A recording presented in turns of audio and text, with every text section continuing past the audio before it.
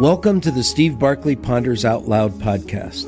As instructional coaches and school leaders, you are tasked with guiding continuous teacher growth to create student success. This podcast looks to support you with strategies from experienced guests, as well as my own insights that I've gathered over the years. I'm thrilled to have you with us. Thanks for tuning in.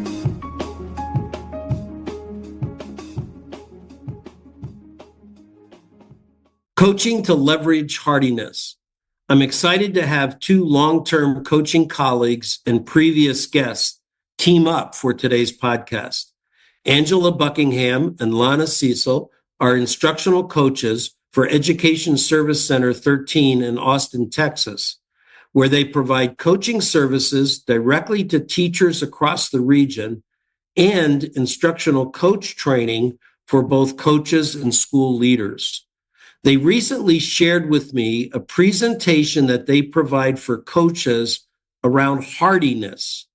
And hardiness comes from the work of authors Stein and Paul Bartone's book, Making Stress Work for You to Achieve Your Life Goals. I'm excited to have them share their insights here today. Welcome, Angela and Lana. Hi, Steve. Great to have you back. Great to have you back. So let's just jump right in with what is hardiness? Okay, so I'm just going to start with the definition of hardiness and truly at the base level what it is. And hardiness, by our definition, is a personality trait that acts as a psychological buffer, enabling individuals to remain resilient and thrive under stress. It's a mindset that helps people view challenges as opportunities for growth and maintain a sense of purpose and sustain control over their lives. And so it truly is it's a personality trait and a mindset at the same time. How does it compare with grit or resilience? So that's it. It's funny you should ask that. Angela and I, when we first started studying this, and we were looking for, we first started studying this because we were thinking about how stressed out teachers are and what could we do as coaches to really support them through stressing season, which is, we have high stakes testing going on right now, and we're supporting teachers that feel overwhelmed and they need a lot of things. So we were like, what can we do? And what does that look like? And we started talking about resilience and we started talking about grit, but then we also came across this book about hardiness, and we were like, what is the difference between resilience and grit and hardiness? And how do you support those, all those different things as coaches? And so what we found was resilience is the overarching umbrella. It's the way that you think about learning and the adaptability that it takes to think, okay, I'm in a learning situation and I'm going to move forward and I'm going to be resilient in this moment. And it's that overarching umbrella. Now, hardiness, though, is the mindset that it takes to be resilient. It's the mindset that you need to keep going, but that's different than grit. Grit is actually the longevity piece. How do I keep going? How do I keep being resilient? How do I keep being hardy? So even though we sometimes use these terms interchangeably, they're not the same. They're actually different. I'm thinking about the pieces that I read about grit or about resilience, that I can make a mistake by staying gritty when I should be moving on. You know, in other words, I'm not reading the situation and realizing the need for change. I just keep going after it. I wonder if there's a connection with that to hardiness. I think that there could be. And I think that piece, Angela and I talked a lot about reflection and the importance of reflection and coaching people how to be reflective. And so I think as we get ready to talk about the pieces of hardiness, commitment, control, and challenge, and we talk about how we coach people through that, I think that application piece is going to come forward and you're going to see how you can coach people through that. Because it's all about them reflecting back and realizing, okay, this is not what I want in this moment. I'm feeling stressed. And Kelly McGonigal, she wrote the book, The Upside of Stress. she talks about how stress with teachers makes them feel like they are not adequate in the moment. And when they feel like they're not adequate in the moment, then they just want to shut down. And so a lot of people are like, they're experiencing stress, but they don't want the thought of making change makes them feel even more stressed. And so they don't want to make that change. And that's kind of where this hardiness business came about. We're like, okay, they're stressed, but and they know that they don't want to be stressed. They don't feel adequate in this moment, but they also don't want to take the step outside of their comfort zone to do that. And how can we leverage something that can help them? And for us, it was leveraging growing hardiness as a personality trait and as a mindset. So let's jump into then the parts that you labeled out there for us of commitment, control, and challenge.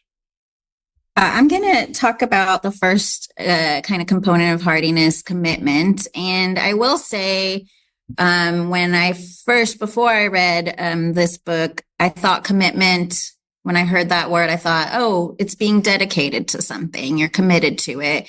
And it's really expanded my kind of view of commitment, because the authors define commitment as viewing life as meaningful, having a sense of purpose. And so and I kind of connected at the same time I was reading, I heard a story on a podcast, and it was, they were asking a man, those men who during road construction, holding the signs of slow down, stop, and flipping that sign, asking them, man, that must be a boring job. And he says, oh no, I keep people safe. And so I really made that connection with teachers and thought, in coaching, I often think about goals with teachers, but commitment is something deeper. It's really thinking about, is my goal with this teacher aligned to their purpose? So I've tried to really just apply that to my coaching and thinking about really aligning any kind of goal to purpose. So I can give you an example. I was coaching an AP Human Geography first-year teacher, and I mean, as expected, AP Human Geography has a lot of content in it. And the administrator was talking to me about having a campus-wide goal of student talk, right? Wanted kids talking in class. But this teacher, kids were not talking in his class because he was a lecture-based class. He had a lot of content to cover. And part of the commitment is asking teachers, what's most important to you? Why did you become a teacher? And when I asked him, he gave the most beautiful answer. He said, I want to teach AP Human Geography because I want students to learn and know about the world around them and their position in the world around them and how they can influence that. And I want them to have critical thinking skills around that. And I thought, wow, that's powerful. And so then I followed up and asked, well, how are kids supposed to develop these critical thinking skills without talking?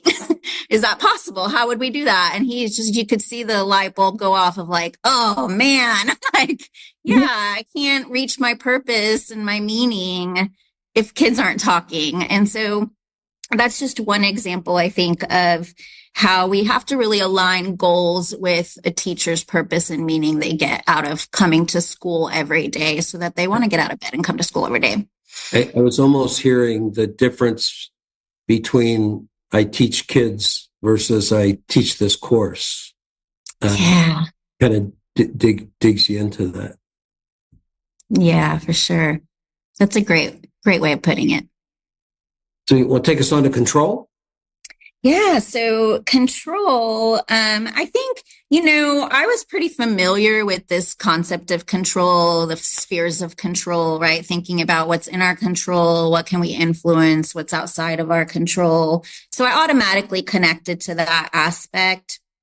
And I think I do have practices already in place for that, asking teachers, what can we control in this situation? Offering them choices, should we do this or that? And kind of giving them some control of the decision making. But the connection I really made to was, I I had also been reading a book. It's called Peak Mind. Dr. Mishi Jha wrote it, and it's around our attention. And it's kind of like the world is full with so much stimulus, right? So much stimulus that our brains can only handle so much. So they choose what we pay attention to.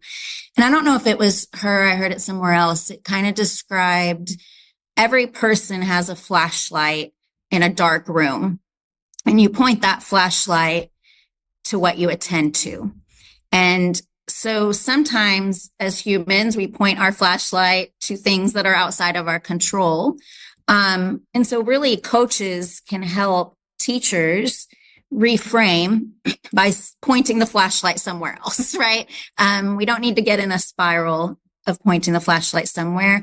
And also just thinking about the other piece, though, that was new to me, or not really new to me, but like just came to the forefront of my mind, was around controlling our emotions and emotional regulation. And I think about teachers, they go all day, sometimes with barely a break for a restroom break, a quick lunch as they're eating. They help kids all day regulate their emotions with deep breaths. And sometimes by the end of the day, teachers have nothing left for themselves in their own emotional regulation. And so I've really been thinking about that as a coach and how I give space for teachers to feel and not be afraid of being like uncomfortable in their emotions, but like, let's feel it, let's name it, because it's hard to have a cognitive conversation when our emotions are high. And so I recently shared a post by Adam Grant that was like, we can't control what other people say, what other people do, but we can control our response to it. And so kind of reflecting on that. And my example for that is last week, actually. I was with a third grade team, and man, third grade teachers are some stressed out teachers. Yeah. It's a hard year. Just one second, Angela. For my international guest, I want you to know the laugh of that is that the third grade is the big test year, and while the statewide test measures what's happened to kids the last 4 years, it's that third grade teacher who's wearing it on his or her head. It's a fair statement.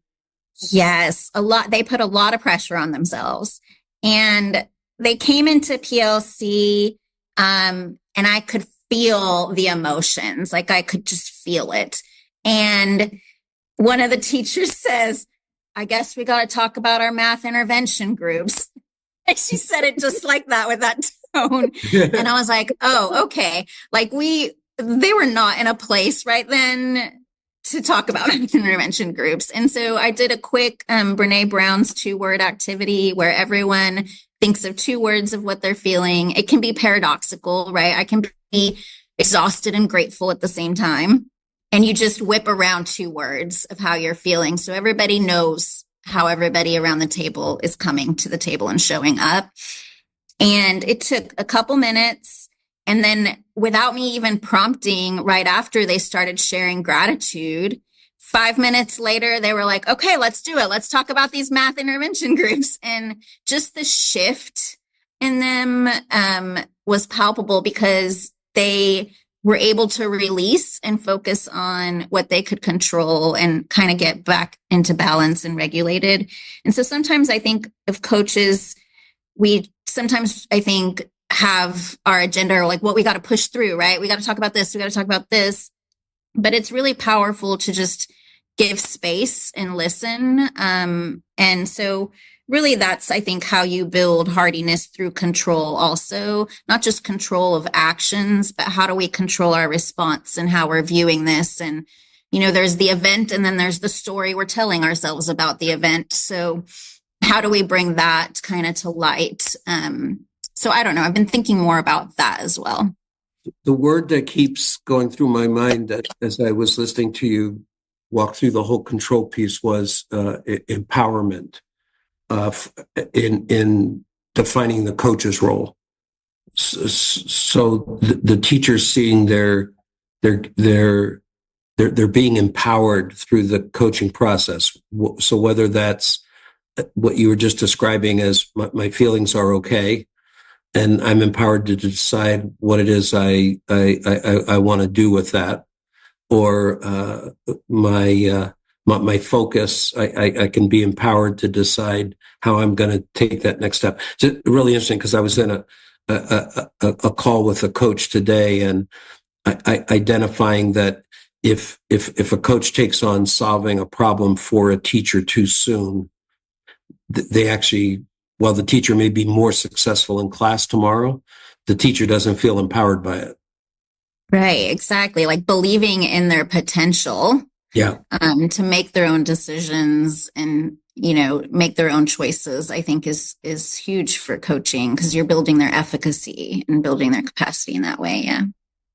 Okay, we got the one left here is challenge.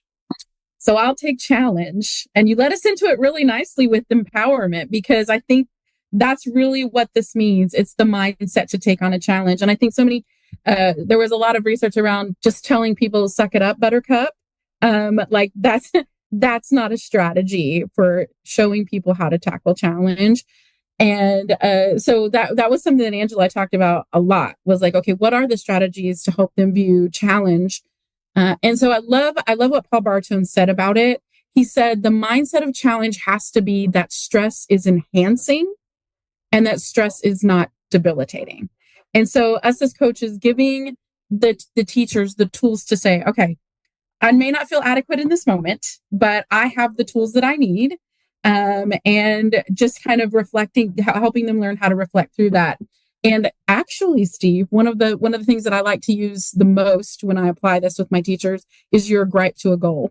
When we reframe, so we look at this, we're like, we've got this gripe, we've got this thing that's making us feel uncomfortable, and then we don't feel adequate with, and so we set that goal. And I know Angela and I, can you tell we're partners? Because I say that a lot. And Angela and I do a lot of work together. And that's one of my favorite things. We talk about how coaches need coaches all the time, and how reflective we are in our practice as coaches together. But that was one of the things that we really reflected on, was that reframing was super important, and how we empower teachers to use the knowledge that they know. And the other thing that we talk about a lot is the importance of the goal, and how when you are going to be coaching heavy and you are going to be working towards a hard or a challenging mission, how important it is to have a strong goal that the teacher feels committed to, that they feel in control of, and that they feel like they have power around, and they feel like they are passionate about what they want to do. And so I think taking that mindset of stress is enhancing, I can learn something from this. It's not going to hijack my rational thought. It's not going to hijack my focus. I'm going to take this focus and I'm going to move forward with the challenge. And I love, my favorite part of this, we created this Hardiness matrix that kind of gave some coaching strategies and some potential coaching questions. I always love I always think of your philosophy on questions whenever I get ready to create questions or question stems. Is we don't know what to say until someone says it, right? But we always like to think about, okay, what would be a potential way to guide someone through a specific practice? But my favorite thing is, how will you feel if you succeed? Because I think a lot of times teachers are so stuck in, what if I fail? This is what it's going to look like if I fail. This is what it's, and I like to take that. You've done a positivity podcast with me before, Steve. I like to take that positive stance. But what if you don't fail? Let's really manifest what we want to see when we reach this goal, and how will we know what we will celebrate when we get there? And the other thing was, what lessons from past successes can I apply to this situation? So when have I been successful for? And there's that empowerment piece. You already have the tools that you need, that and that you can grow to be successful and to be adequate in this moment. And what did that look like before in this challenge? And how can we grow off of that strength and taking that strength-based approach?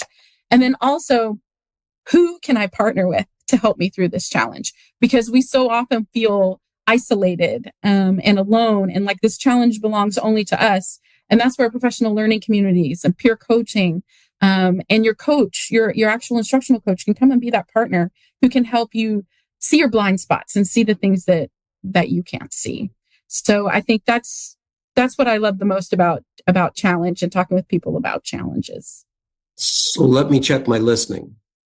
I think hearing the two of you go through these components, what I'm playing with in my head is stress is a signal to do something, and that something isn't get rid of the stress. that something is a questions I ask myself or possible actions to take, but stress is a signal. How am I doing? You're doing great, because there's nothing we can do about the stress. Stress happens. It's a fact of life. It's something we're gonna, and I was just talking this week with a group in a PLC we were implementing a new curriculum. We were talking about our career as a whole in education is a continuous improvement career. And when you are in a continuous improvement career, unfortunately, you don't get to climb the rope, ring the bell, and think, yeah, I made it. I've learned everything I need to learn and everything I need to do and be. There's always going to be that component of I'm always learning. I'm always challenging myself to be something else. So there's that. I think also the stress, I love the idea of stress as a signal. And as coaches, maybe it's also a signal we need to break things down into smaller steps, right? Smaller pieces. Because stress and overwhelm can go hand in hand. And I think overwhelm can come from a lack of feeling of control. And when you think about all the things, trying to accomplish all the things just kind of feeds into that stress. And I think coaches can really support teachers with not only just what can you control, but what's our first small step that we can take action on. Yeah, I'm big in my coaching that very often teachers' first description of, quote, the problem is something that's way too big. And if that's what we end up setting our goal on, then we're continually coming up short, which is only adding to the stress or adding to our lack of control, versus being able to break it down into I mean, it's almost, this class is terrible. And then after a long enough conversation, that's 3 kids that you're really struggling with. So it's a total different approach once I get it narrowed down. And, what would the first change in one of those kids look like that suggests you're making progress? And now I can build from it. Exactly. I'm going to take the abstract generalizations of all the things to concrete, one student, a group of students. Yeah, definitely. So early on in the definition, Lana, I think you had hardiness as a trait. So I kind of want to look back. Can I grow my hardiness? Can I increase in being more hardy? You know what? Maddie and Cabeza that did the original research, they did some impact research and they said yes. And so they built a lot of trainings around hardiness. Some of them were 10 days, some of them were shorter. And that's where we pulled the strategies from that we've been putting in our practice and that we shared with you as that application when we shared our stories through the 3 C's. And so the answer to that is yes. And that was probably one of the most exciting things as Angela and I were looking at this as a training ourselves. And as we were training coaches, we viewed it through the lens of, okay, how can we coach coaches to coach teachers how to be more hardy? And hopefully it'll also trickle down to how do teachers coach students to put this hardiness practice in there as well. But yes, the answer is all of the research overwhelmingly says that it can be trained and that it does make a difference in overall motivation and achievement of goals. So I'm wondering if the two of you've got some applications that you've made personally for yourselves. I know that you guys are in a spot where control can seem to be outside, where schedules and expectations can be hectic. I know that you work with a group of instructional coaches there at the Ed Service Center. Have some spots come to you where you've stopped and kind of consciously thought through hardiness for yourselves? Yeah, I will say, personally, there's some practices I try to do as a coach to just be more conscious and give myself space. And so I know those would be like things like, I have 3 questions I answer every morning, right? Who do I want to be today? And my questions used to be, what's most important for me to accomplish today, right? Like, what's the most important thing for me to do today? And now, I guess, I don't know if it's getting older or but now my questions are really around, who do I want to be today? What energy do I want to carry? How do I want to feel? Like, how do I want to show up? And at the end of the day, I ask myself reflective questions like, how was I aligned today to who I wanted to be? What was in my control that I made an impact on? And so I try to do that personally, but Lana and I were reflecting together of, it's really hard also, though, I will say, to do this work without a coach, because I can try to do all the things personally, but I don't, I'm not perfect. I don't do that there's days I miss, and I'm human. So there's days where I'm like, Lana, like, and it's so nice to have this common learning and understanding together, because we can bring it up for each other of like, oh, okay, this is a hardiness moment. Like, let's talk about this. And so it also has just kind of reminded me of how important it is. And I know you say this a lot, but really how important it is that everyone has a coach. I just think there's a misconception out in the world about coaching. It's just about content and pedagogy, but it's so much more. And so I'm very grateful for Lana, not only for the learning we've had together, but that we can coach each other on hardiness when, you just have those human moments where you're just kind of fall off the rails a little, and she helps pick me back up.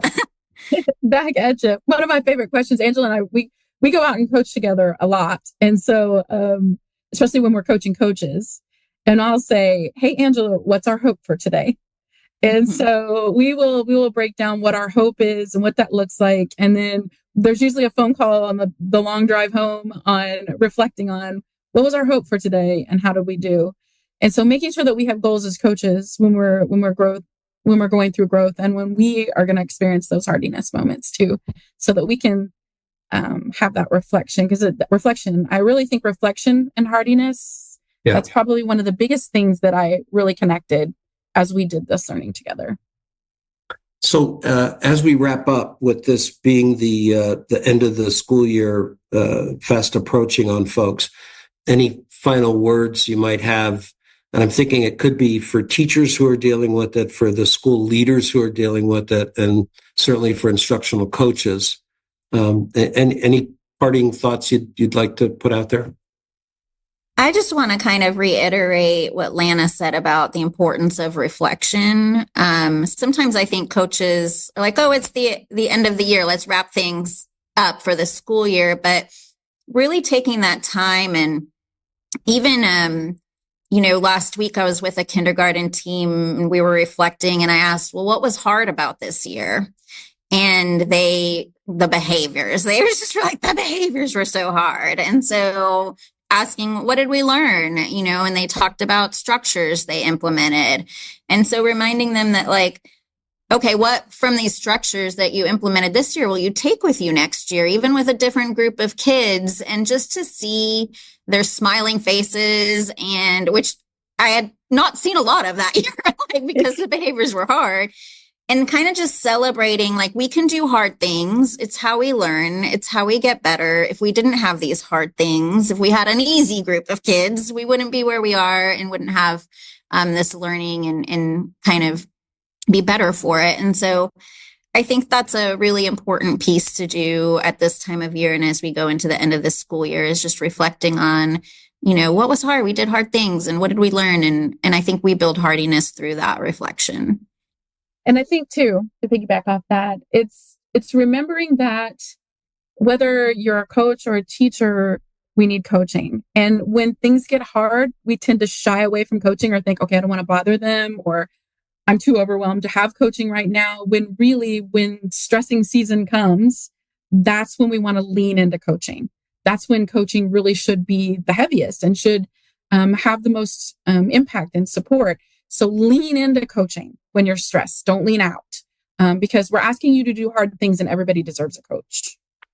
You just triggered a piece for me. I was just recently working on a rewrite of a blog that I often do this time of the year, talking to people about end of the year goal setting, how to use the end of the year to set the goals for next year. And as I was listening to both of you, it struck me that that's probably a pretty good definition of commitment, that the end of the year isn't really about this thing I'm going to wrap up and tie up and finish and then take a breath. It's, what did I learn from this year? What do I know from this year? And how do I look at that? When the piece that I've been working on is getting teachers to work with next year's teacher on goals for next year, as that, and that is almost a celebration of what I accomplished this year. If I can be talking with next year's teacher about where they're going to go with this next year versus tying it up. And I hadn't made a connection before of how that activity really reinforces a commitment and a compelling why for a teacher, compared to my thoughts being on wrapping it up and I'm done. I've accomplished this thing, or I didn't accomplish this thing. Make sense? It does. Yeah, absolutely. Well, thanks so much. I knew this was going to be great, and it certainly triggered everything I expected that it would. What's the easiest way that folks can follow up? I know the piece that you posted on LinkedIn, people would probably like to take a look at, as to the chart you laid out to think about coaching with hardiness. Easiest way for people to get in touch with you and find that? Well, sure. I mean, they can always email us. We have emails, and you can just Google us, lana.cecil at Region 13, and you will find us, Angela Buckingham at Region 13. We're easy to find. And Steve, if you want to, you can post it with our blog. We'll give you permission to post our matrix or materials with it, the one that I posted out on LinkedIn. But we're also glad to send it to you, lana.cecil at escregion13.net. Do you have a link for it that I can just post the link that'll take them to a site where you have it posted? Absolutely. Okay. Yes, Why don't you send me that link, and we'll put it in the lead into the podcast. I absolutely will. Thanks so much. Thanks for listening, folks. I'd love to hear what you're pondering. You can find me on Twitter or LinkedIn at Steve Barkley, or send me your questions and find my videos and blogs at barkleypd.com.